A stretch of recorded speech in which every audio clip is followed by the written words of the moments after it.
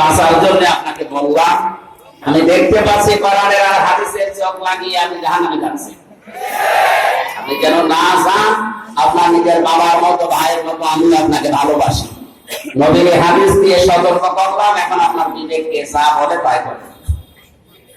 যে দলে কোরআন নেই ওই দল যদি আমার বাবাও প্রতিষ্ঠাতা হয়, ওই দলে আমি এখন থেকে নেই। এটাকে সামিয়ানা পর্যন্ত না বাইরে যাবে? আল্লাহ আমাদের বিবেকে তালা লাগা দরজা খুলে দাও, বলেন আমিন। এত নিচের কথা বলার পরেও যদি কারো বিবেক না করে, আমার মনে হয় বিবেকের উপরে কুকুরে পোশাক করেছে। ঠিক